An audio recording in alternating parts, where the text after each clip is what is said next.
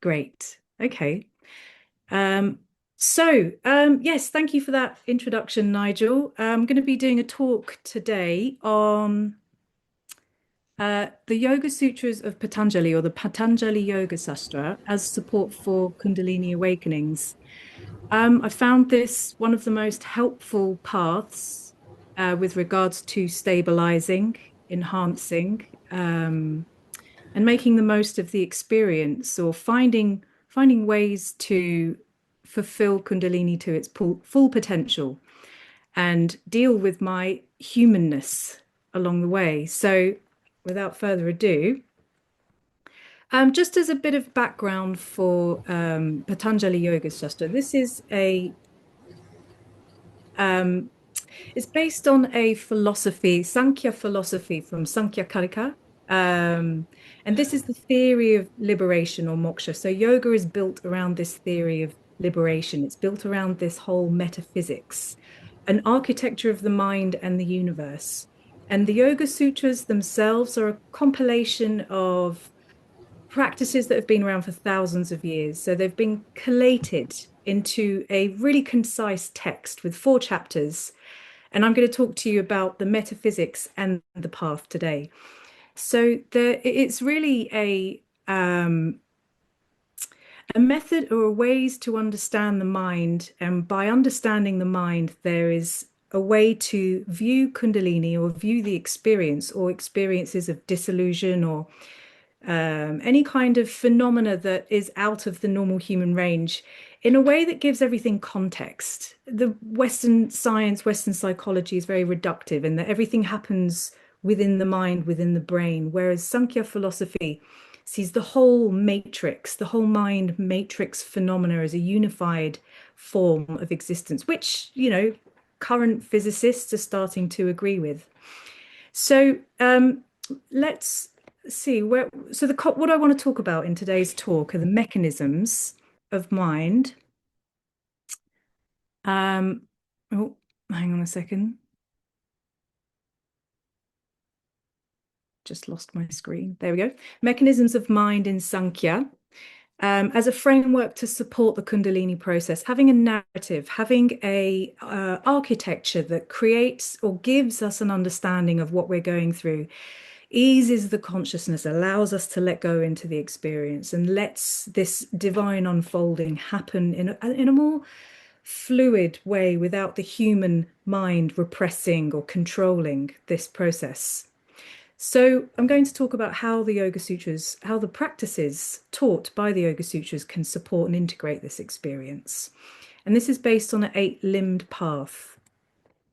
So quickly, just to overview some of the psychological changes that happen with Kundalini awakenings, as well as deep meditation practices. So obviously the spontaneous Kundalini awakenings that happen to people happen without previous practice. These same phenomena arise spontaneously without preparation, without previous cultivation. Whereas on the path of yoga and Buddhism and meditation, the same experiences arise, yet with a different background, with a different landing, with a different seed, as it were. So these experiences can be energetic, energy moving through the body, heightened sensitivity to sensory experiences, a huge awareness of what's arising from the unconscious mind, or an emotional awareness. Behavior patterns start to emerge. PTSD, old conditioning arises to the surface.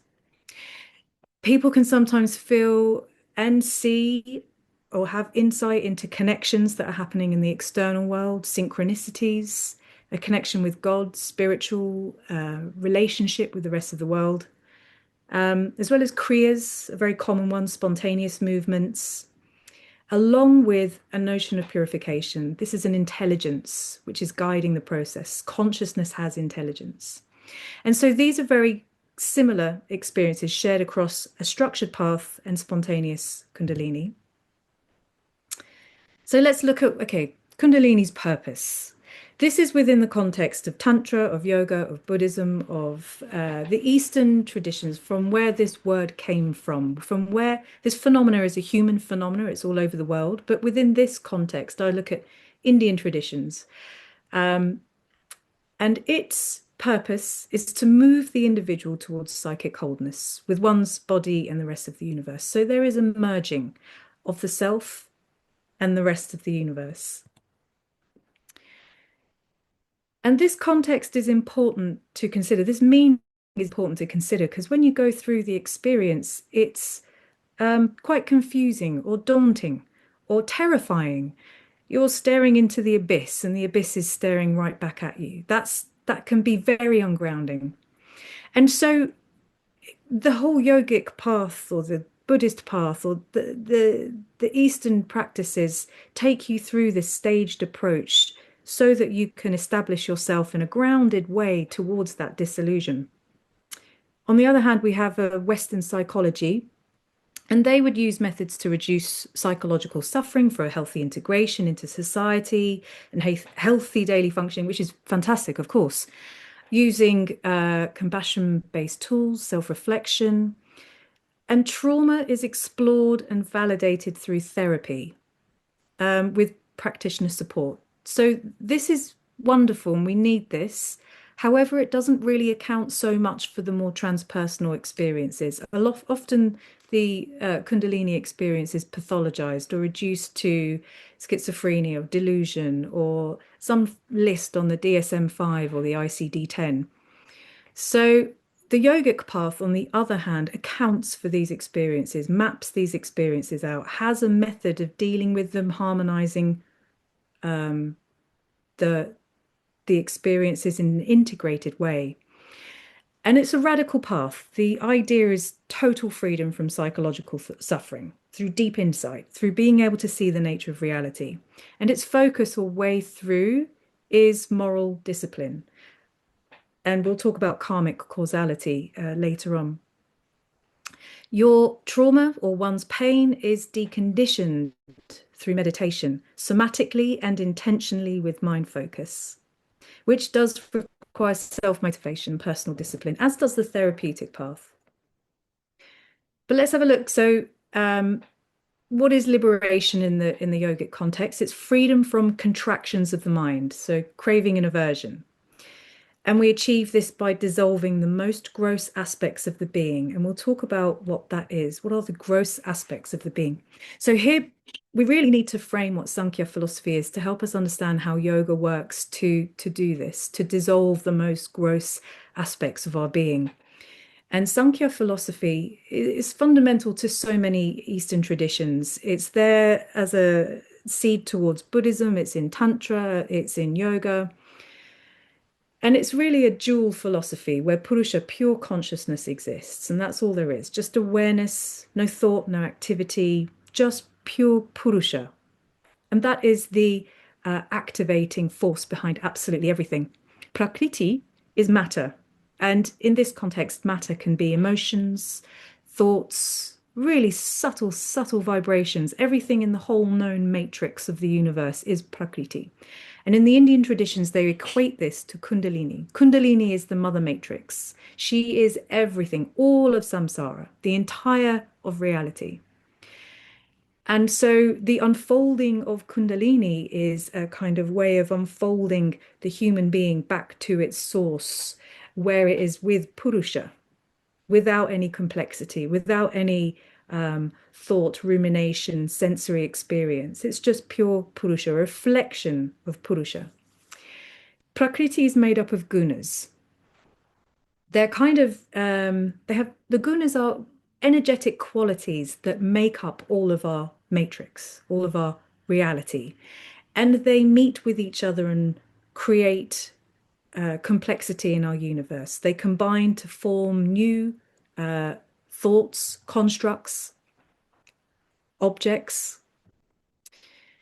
and they're constantly moving and changing. So everything that is in existence is the three gunas moving and changing. And these three gunas are sattva, rajas, tamas. So this is really, really important to understand how yoga works. Sattva is the energy or essence or force of clarity. Um, it stabilizes. It is pure. It's clear. It's the original undivided form of Prakriti that exists. In the human being, it manifests as friendliness, generosity, purity, kindness, fresh food, fruit and veg, cleanliness. Any sattvic is pure, anything clean, pure that you can see through without complexity. Rajas is like a fire, a fierce energy, an excitement, an activity, combustion, determination. It can be anger. It can also be eagerness. Foods like ginger, garlic, alcohol, anything that stimulates or stokes the fire. And tamas is solidity, form, binding. There's an entropy to it. It folds in on itself. It creates solid structures. This force manifests in its deepest, darkest manifestation as anger, fear, sloth, selfishness, cravings or aversion. It can be meat, oily foods, rotten foods, anything that has a sense of heaviness to it. That's tamas. So these are forces that exist in everything, absolutely everything. They're constantly moving, interchanging, and reacting with each other to create a whole known universe. And as we unfold, as these gunas are interacting, we have the human being, which is the human consciousness, which unfolds as a result of this interaction. So this isn't in the Yoga Sutras, but this is certainly a structure which is held by the Upanishad, which kind of underpins a lot of yogic tradition. Originally, Anandamaya Kosha, this is pure consciousness.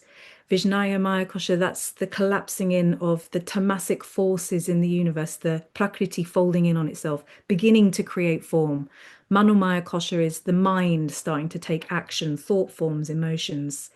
And then with more tamas, the sattvic forces collapse further in to create the pranic energy flow of the body. And then finally, the flesh, the blood, the bones that is our human being.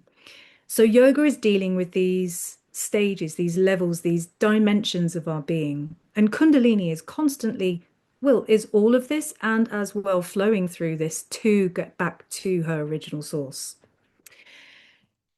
So here is a map of the Samkhya charts. At the top, Purusha, pure consciousness, sits on its own. And then you've got unmanifest Prakriti, just waiting to come into form or existence. The first thing to arise is Sattvic, is Mahat, Buddhi, pure reflection of consciousness. And then consciousness has a habit of collapsing in on itself. I think in psychology, they've understood this now as the default mode network, where consciousness just keeps returning to a sense of I, me, everything is about me. That's ahamkara. It's nature, it's the nature of Prakriti. It will fold in on herself. And from this develop the sense organs, our nervous system, our sense of things, sound, touch, form, taste, smell, and then the great elements that are in everything. And so as Mahat, as Ahamkara comes into being, it becomes more and more tamasic. Let's see how we're doing for time. Right. Okay. And how this works and where yoga comes into it is these gunas are always flowing. On the gunas ride prana, this life force that brings animation, brings things into being. So if as the ahankara collapses in on itself, so is the prana moving through that I-ness, that sense of I, and it's translating the world through sight, taste, touch, hearing, and smell. At the same time, there's always sattva, rajas, and tamas gunas in different quantities.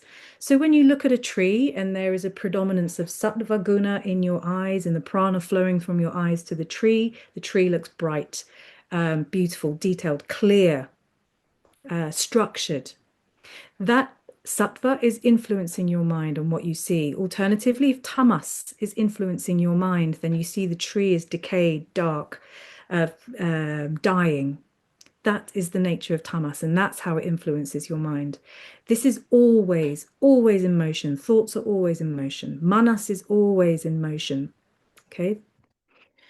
So when the prana is always flowing from our senses to an object, creating a construct, creating an idea, creating a thought. This is what is called sanskaras. One projection placed upon another projection, and we construct our whole matrix, our whole illusory world. But to the yogis, this isn't real.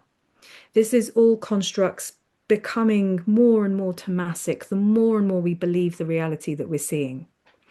So the point of yoga is to dissolve the tamas in the being. And this is exactly what happens in Kundalini. However, it happens very quickly, it happens very suddenly, and it can displace the individual. So with the aham kind of folding in on itself, the default mode network, the I maker, this is continually creating a tamasic mind. This is causing suffering. This is causing a folding in on oneself. The heavier the constructs get, then the more depressive the nature and the harder it is to see through this. It gets more dense. So this is when the job becomes too much. The identity of mother, wife, father becomes too much. The daily routine or the rat race becomes too heavy and too much. This is tamasic. This is the mind seeing these constructs as real and like chains around us.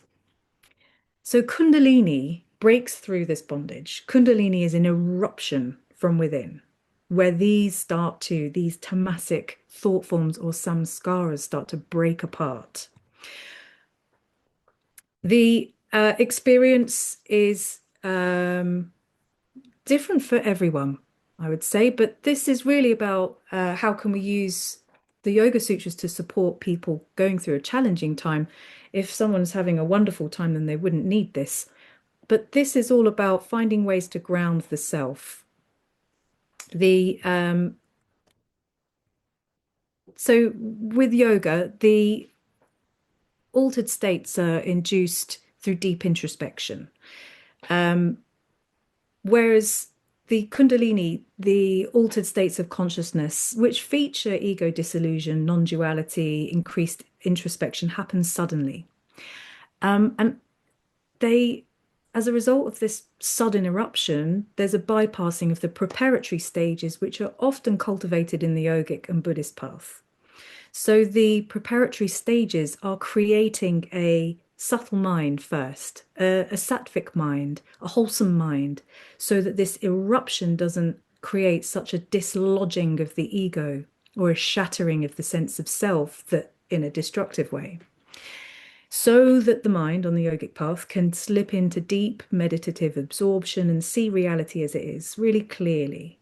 The process, the stages are meant to thin the personality gradually. So when it's dissolved into nothing, it's not such an ontological shock. So there's a real emphasis on a step-by-step path, and with a huge emphasis on the ethical cognitive training. Whereas the Kundalini process often shortcuts this process as an intense experience without any grounding or structure. So when someone's having this Kundalini experience, of course, I could never speak for everyone, and it's not the same for everyone. But I have found that the Yoga Sutra path is a great way in starting anywhere, at whatever stage one is, to ground on the most simple level first. And we start by obviously cultivating the right attitude. On the left, we've got unwholesome states, and then we have pleasant sensations and wholesome states. So sattvic versus tamasic. We want to cultivate sattvic so we can see clearly through the illusion of self. And these would be attitudes of friendliness, generosity, patience, energy, insight, wisdom, honesty, contentment, equanimity, compared to the unwholesome states of desire, aversion, pride, agitation. All of these unwholesome states are the ahamkara collapsing in on itself, the sense of I getting more and more predominant. We want to loosen this up, to let go of this sense of me and I. So yoga creates a sattvic mind. It doesn't suppress energy, it refines it. The aim is to stabilize and clarify the system so that when this awakening unfolds, it does so without distortion. And And it allows awakening to mature. So rather than turn into a fantasy state or delusions of grandeur, which is the challenge that comes with these blissful states with Kundalini. Sometimes there's a lot of euphoria and fantasy, and the difficulty is separating the human I-ness from insight and vision, the nature of reality, from some of these altered states of consciousness.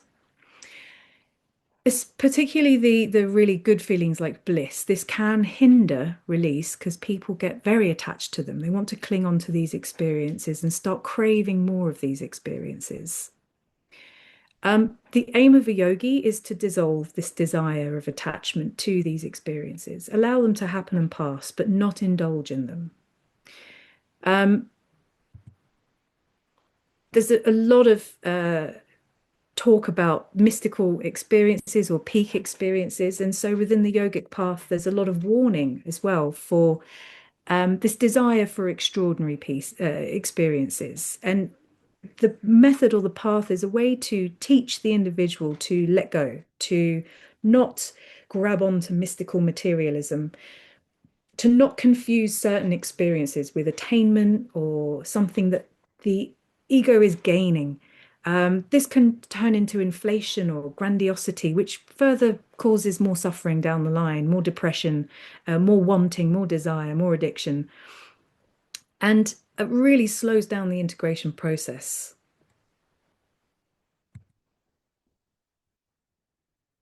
So the structured support stabilizes a smoother adaptation.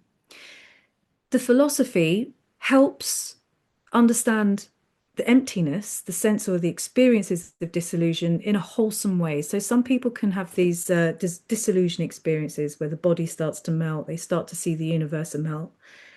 And if there is an element, if there's a strong element of I-ness or depression behind that, that can turn into nihilism, like nothing is worth it. There's nothing in anything, which can lead to further depression. Or in the other sense of self or an inflated spiritual ego can lead to grandiosity as well. So these are states that we want to manage. These are states that we want to be mindful of and bring into awareness. And so the narrative around the metaphysics, around the philosophy really helps people put oneself into a wholesome perspective to the rest of the universe. And once we carry this narrative, then it's easier. It's easier to let go of the self. The self is not important. Of course, we will align this according to the Yoga Sutras.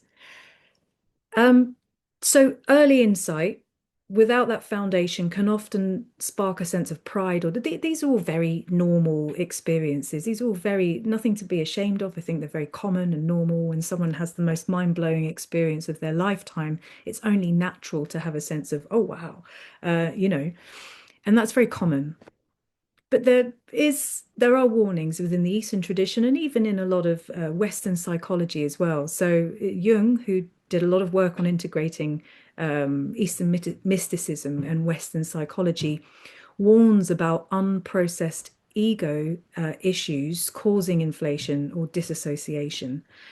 And this is can really, really make a difference to the type of experience or the underlying feeling behind the experience.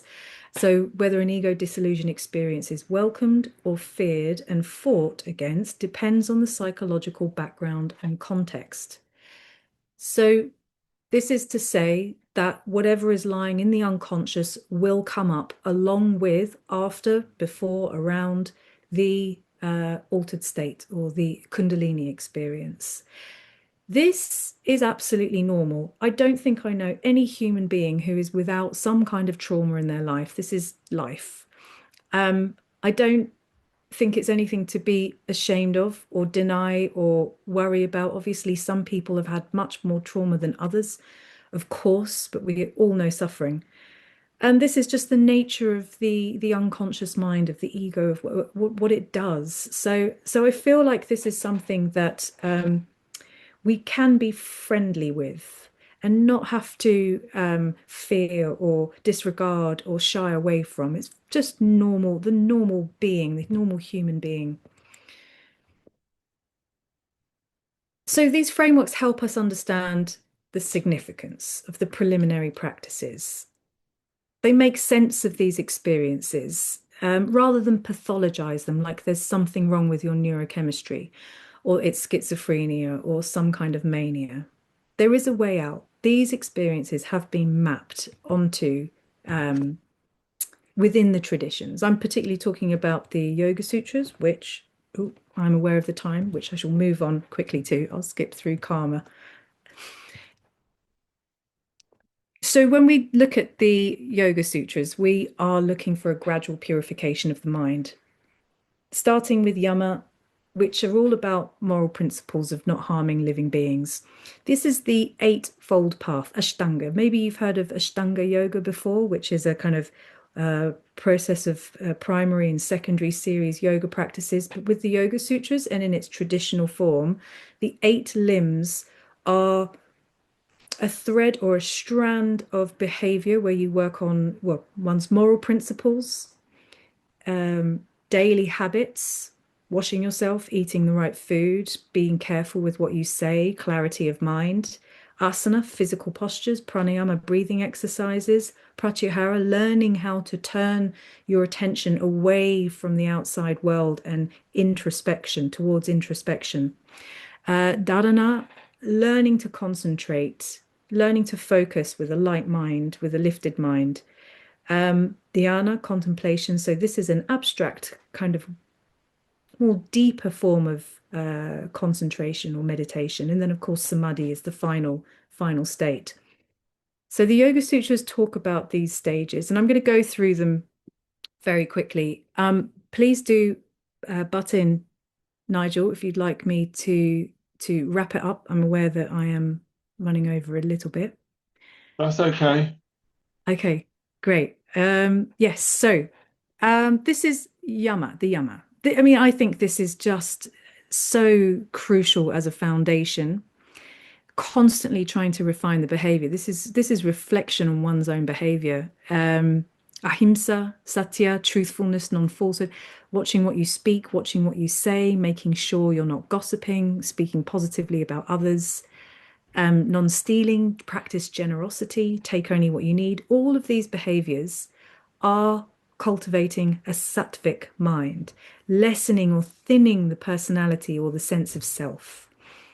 Brahmacharya, controlling desire. This doesn't necessarily mean fidelity. I mean, it doesn't necessarily mean chastity, as in no sex, but learning how to manage that in a wholesome way. So obviously, fidelity in a marital status, um,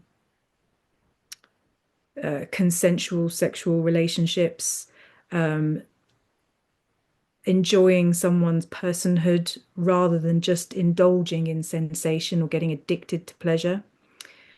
Non-grasping, non-possessiveness. These are all ways to change the mind. This is effort, concentration, catching yourself whenever you want to say something not so nice or um, be a little greedy with something that you probably should be sharing. I mean, these are constant things that we need to pick up on. By changing our behavior, we are really altering the field, altering the ripples in the field, and preventing further drama from coming back at us. Niyama, this is all about learning contentment, learning to accept where we're at, what's going on. These are all adjustments. I'm going to talk about tapas because this is self-discipline. It takes effort. I think there is a sense sometimes that we just want everything done for us. We want someone to fix us. We want someone to come and do the work for us. But actually, in this path, it's all about one's own discipline and one's own practice, one's own determination to find freedom.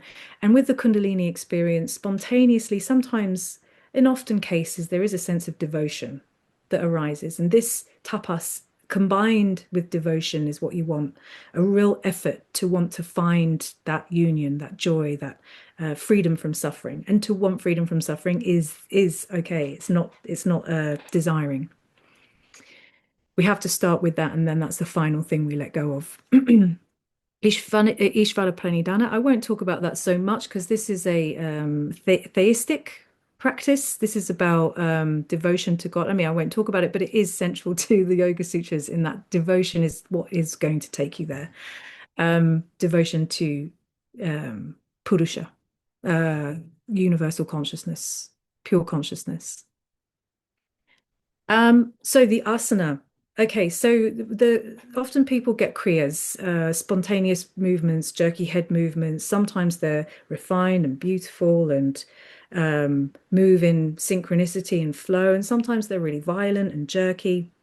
The asana is a ways to strengthen the body and clear out any tension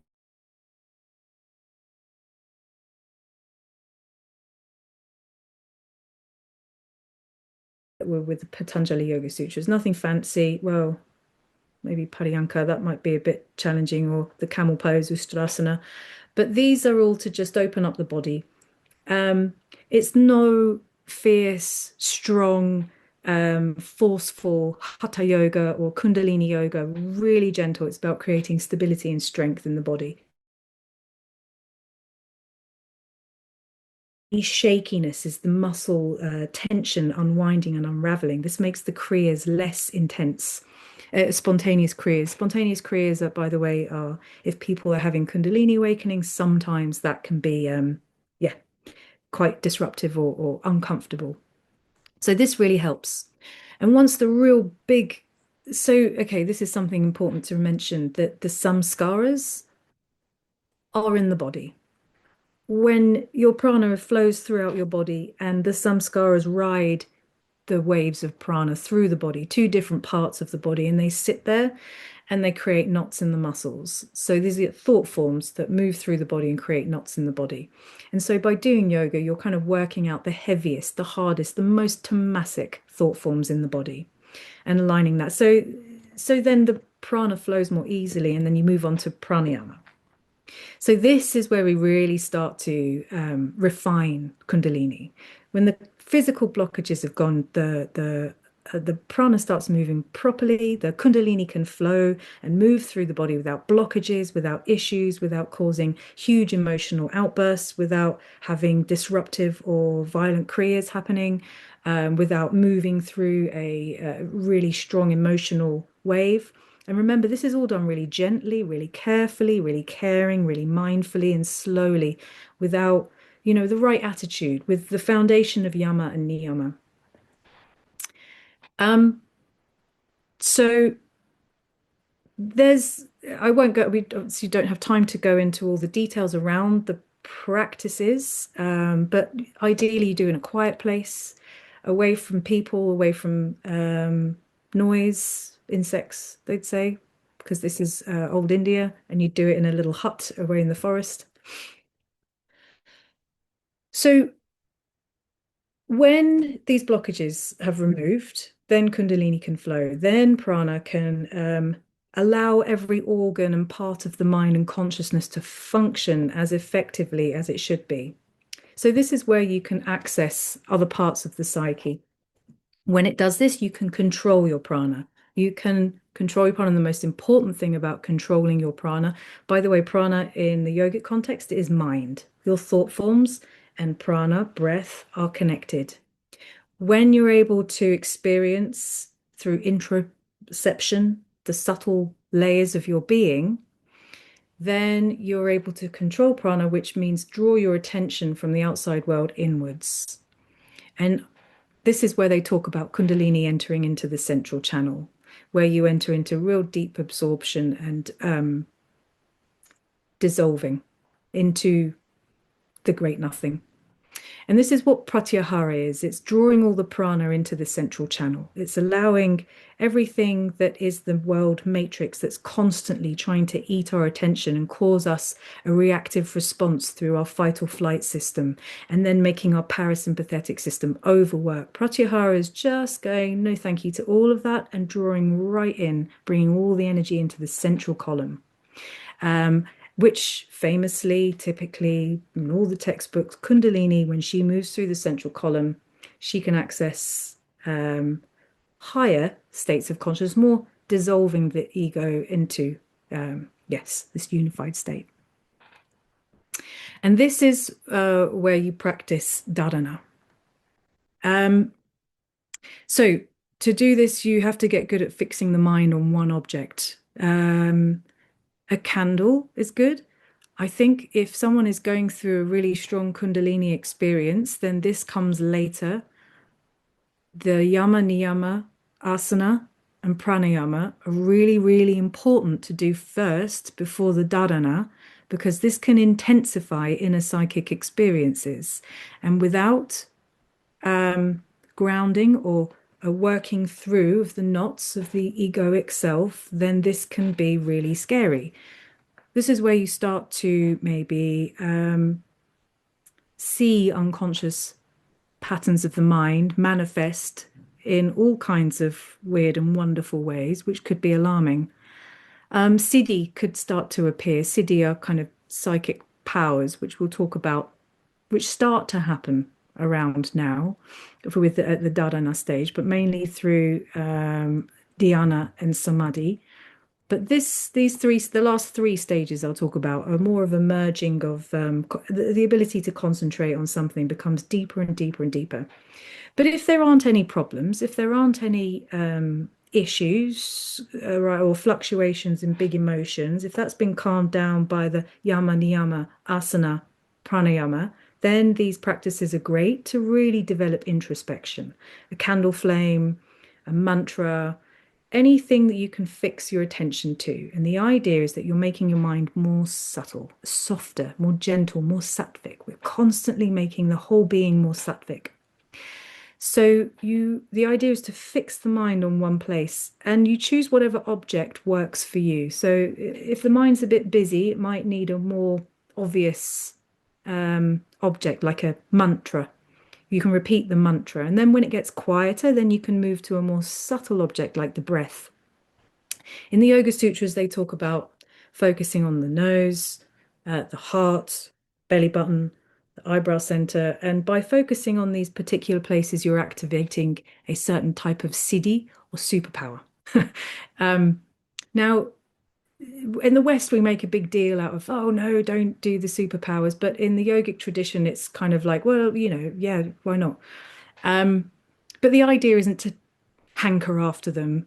We approach them with a level of maturity, in that they're not the point, but great for human evolution if we can. Um, so choosing a meditation object, once you start to develop this focus concentration, then the mind is starting to get lighter, more sattvic, more subtle. And you choose the one appropriately according to where you can keep your focus attached to. So this dhyana moves into dhyana. That's when your mind suddenly starts to flow. There's just one thought there, and it feels like the body is just steady and still. Deep, deep, deep stillness. There's no thoughts going on. It's just one thought, and that is whatever you're attached to with your object of meditation. And then finally, we get to samadhi. I won't talk about samadhi. This is a huge abstract thing, but it's when the whole being and everything that is I is gone. So the experience is whatever object you are looking at. You are staring at a candle flame, you become the candle flame. You're staring at a mantra, the mantra vibrates through you. Staring or sounding a mantra, the mantra vibrates through you. The breath dissolves into nothing, as does the self. So these are the stages. I've run through that really quickly, and obviously there's a lot more on all of those topics, and I'm aware that I've gone right over time, so I do apologize. But yes, so these 8 limbs are just so precious when it comes to a practice that one can do to refine the Kundalini experience in a gentle, measured, approachable way with understanding where one is at and working at that stage until ready to go on to the next level. And you can do this at whatever stage you're with the Kundalini process. Work, but appropriately so that we're not pushing too far into great ecstatic states, focusing on grounding and then working our way up from that. And that concludes my talk. Thank you, Anne. That was wonderful. Um, yeah, so rich, and I think you spoke really clearly and yeah, concisely. I felt like you could have talked about that for many, many hours, and Yeah, it so wouldn't I have know I got went boring. over, didn't I? Yeah, no, it was great. People were saying in the chat, don't finish too quickly because I think everyone was really fascinated and interested in what you were saying. So it's good that you had a bit of extra time. To be honest, that was I think everyone's been really enjoying your talk. Yeah, so much to talk about. But overall, I mean, the main message that I'm taking away is this kind of progressive path, structured support. It is a very powerful experience, and there is a lot of knowledge in these Yoga Sutras, as you know, as well as other places, but particularly in these Yoga Sutras, there's a lot of knowledge of how to help smooth that path out and make it a progressive and hopefully more enjoyable process than something that's rough going and it's a slightly less smooth process which it can be. That said, I think I'd be interested to see what you think because I think you're pointing towards this really kind of progressive and smooth approach. um, I often think of Kundalini as a process of purification. As you say, we have all of this trauma stored in our bodies. We're trying, the process is one of kind of diminishing the ego so that something else can come through, which is our kind of true nature and that knowledge of being part of of one thing and not being separate to it. Um, and my experience often is a sense of contraction and expansion through that. It's sometimes I feel very contracted and things are very difficult and hard. And then things get worked through, and then I'll go through a phase of feeling sort of more expanded, and things feel smoother and connected, and they make sense again. But it does, for me, seem to be quite an ongoing process of contraction and expansion, and because of that, it can be challenging, and to a certain extent, I expect it to be challenging at times. Not all the time, but sometimes, and that can come through in your relation. Often with relationships in the world that you're having with people. Real life stuff can just get quite tricky and difficult and hard. Um, so I'd be interested to see what you think about, you know, should, is it expected that it's going to be difficult at times, or are you pointing to something that's saying, well, actually, it doesn't need to be difficult. It can be quite progressive and smooth. And I guess you can't generalize too much about people because everyone's different. But yeah, those are the sorts of things I was thinking of. But anyway, we will open it up to questions, and so I just want to encourage everyone on the call. If you've got a comment, feel free to say what you want to say. If you want to ask Anne a question, ask a question. But don't be shy. Now is the chance for people to jump in. But yeah, if you want, I don't know if you want to speak to anything that I just said there, Anne, as a way of just getting things moving. Yeah, no, it's great. I agree. It's very hard to generalize. I think everyone's experience is very unique, very different, very dependent on one's own karma or stuff that we carry. Um, Absolutely. And of course, I think when you look at the Eastern traditions, there's a whole worldview that we're looking at defining, contextualizing the experience. And that would go into quite sort of mystical concepts like past lives, the karma that we've carried over lifetimes, the things that are emerging from with deep within the consciousness. So, and these are very hard to quantify as if we bring it into the West, because these are concepts that are just normalized in the East. Yeah, and it's not uncommon to remember past lives, so those ideas suddenly become quite acceptable. Yeah, yeah, In my yeah, case, I'm like, yeah. yeah, I'm very happy with that because I believe I can remember past lives. So maybe that's not true, and that's just something that I think is true. That could be true as well, but seems like a concept that makes sense. To Yeah. a lot of people, I think, anyway. Even in the West, it starts to make sense. Yeah. Yeah, yeah, and I think the mystical experiences that happen spontaneously